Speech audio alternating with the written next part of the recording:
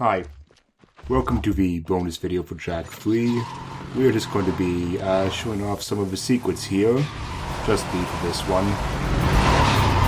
So the first thing I had to talk about is there are 3 unlockable cars you can get. The first one is the Heat Seeker here. It has, I don't know, if the speed is okay, it has decent traction. It kind of feels like driving the Sand Shark, and it has, it has guns like the Sand Shark. So, I don't know. It's a decent car, but really you have much better options, so I don't see a whole lot of reason to be driving it.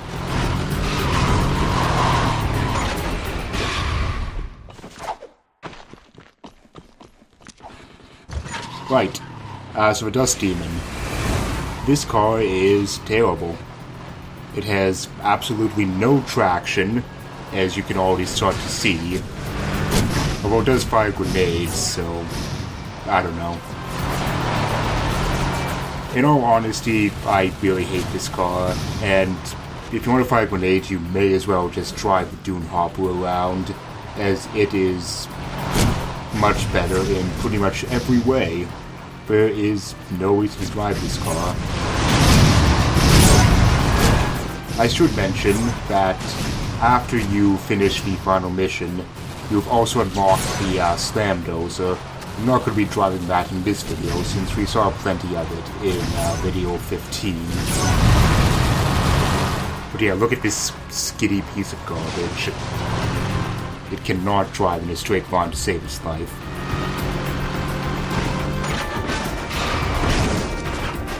Get out of here. Now this car is the best. It is the fastest car in the game.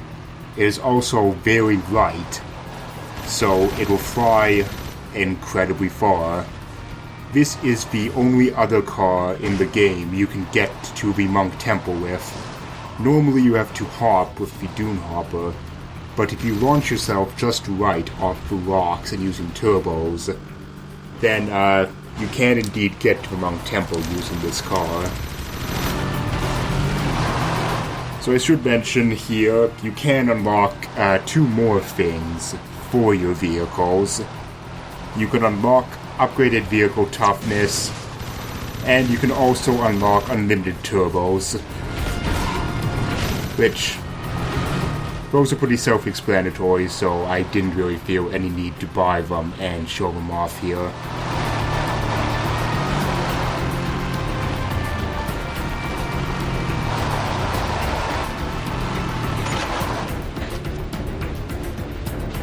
In this game, you use the Metalhead Skull Gems to buy the ability to play the side missions to get more orbs. I'm really only going to be showing off the specific vehicle challenge side missions, because the rest of the side missions are pretty much the same thing from Jak 2. They are finding a hidden orb, replaying missions from the story, but having to beat certain scores, or racing through rings, chasing somebody around, or doing like time trials.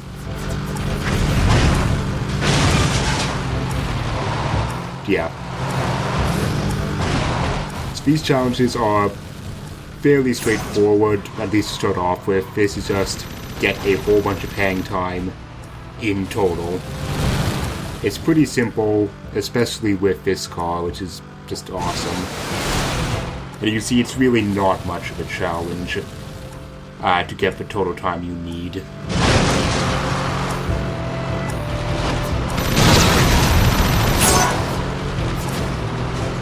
This, of course, would be made a whole lot easier with unlimited turbo, but I don't know, I guess I'm showing off here that you don't need unlimited turbo to do this. It's very easy to do these challenges at any time in the game with any unlocks. Very nice, hopping ankle biter. Here's your well-earned prize. Also, I suppose this is the single distance, by the way, just how far you can jump in one go. The last one is total hang time. And I suppose to answer the obvious question here, you cannot use the Dune Hopper in any of these challenges, as that'd just be too easy.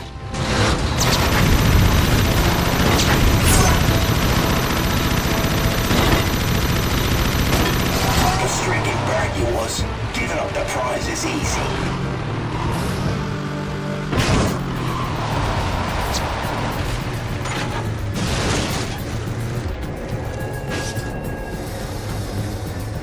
Here's a fun little challenge I call Roller Derby. Try to roll that vehicle of yours as many times as you can in the time allotted.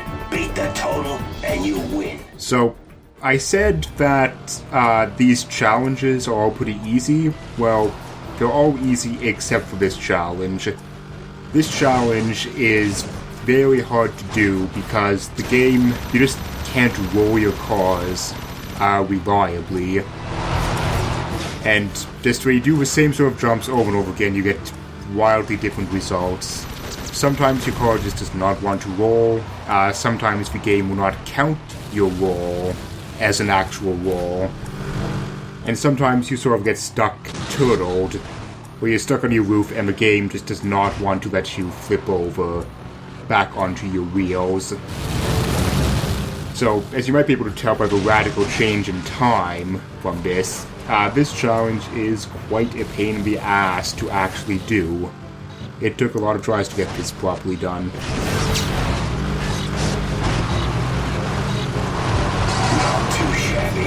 You did the deed, so here's the feed. So, in doing these challenges, there is also an interesting glitch you can do, where, okay, you don't actually have to need freeze time, I was just misremembering how to do this. All you have to do is fire your mass inverter, and that will count as hang time.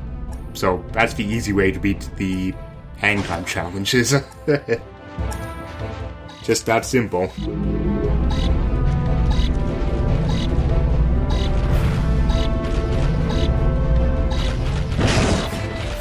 Alright, you did it, kid. I'm happy for you, but not for long.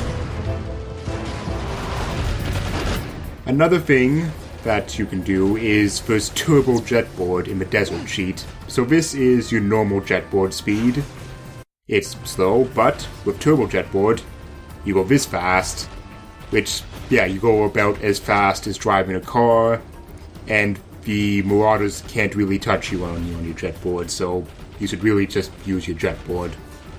It's much better. Now, this about wraps it up for the Wasteland section of the cheats video. So, here we're back in Haven City, and we are showing off the bad weather cheat. This cheat just makes it rainy and stormy all the time, so it will make Haven City look more like it did in Jak 2. So, I'll briefly mention a couple of things that I will not be showing off is with some Dark Jak cheats. You can get homing attacks for Dark Jak, and you can do the Dark Jak invisibility thing at any point just by pressing triangle. So, here's another cheat. Gun courses, but with cardboard cutouts of blasting flank enemies. You might notice the goal score is just going up with our own score. There's no incentive to do this. You don't get any precursor orbs, unlike any of the other gun courses. You just do this for fun and to set a high score, basically. Now, there's a bunch of weapons cheats. Most of them are pretty boring, so I'm not showing them off in these videos. The 4 weapons cheats are one cheat for each color of weapon to increase its ammo capacity. It's a cheat to upgrade the blaster with standard yellow weapon damage. You get a rate of fire increase for the scattergun, the basic red gun. Vulcan Fury damage upgrade. Peacemaker increased radius, was auto-targeting and damage. Increased deflections for the Reflexor. More damage for the Wave Concussor. The Arc Welder Robot Shock. I mentioned this during the LP. That is, that'll do extra damage to robotic-based enemies when you are using that weapon. There's a duration upgrade for a mass inverter, a gyro burster for level 3 yellow gun with a duration upgrade, a plasmite RPG for 3rd level red gun, ammo efficiency increase, needle laser, ammo efficiency increase, and a supernova ammo efficiency increase. And yeah, that's all the weaponing upgrades. Those are all really dull and are not very interesting to watch in a video. Oh, also you can buy unlimited ammo for 50 precursor orbs, in case you really need that.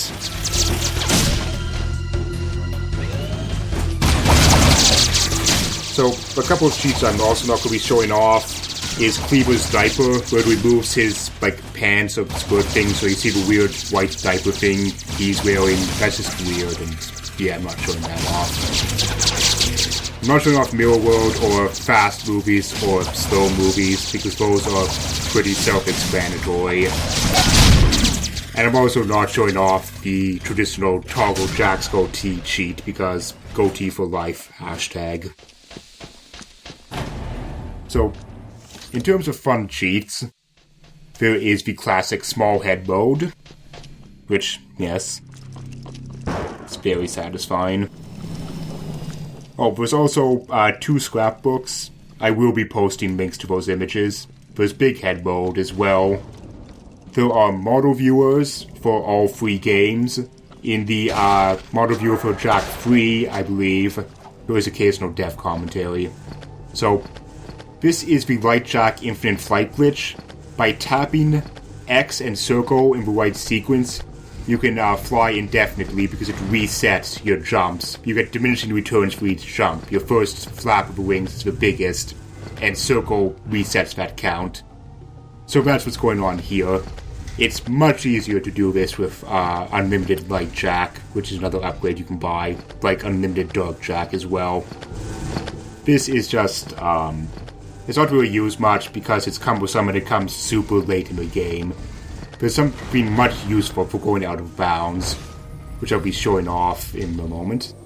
This is the jetboard glitch, where with jetboard you just do a trick, then all of a sudden you just jump infinitely and float up to whatever height you want. This is in fact used in current speedrunning strats for both games, if I'm not mistaken. So what's going on here is when you jump, you hold down L1, move your stick halfway either to the left or right, then flick all the way up. Then you start mashing L1, and Jack will be doing that. It's... I don't know. This is kind of hard to pull off. You take some practice, and I'm not terribly good at it. But yeah, just hold L1, flick halfway to the left, then smash up and start mashing on L1, and that's how you do this. Pretty neat. Anyway, thank you for watching Jack 3.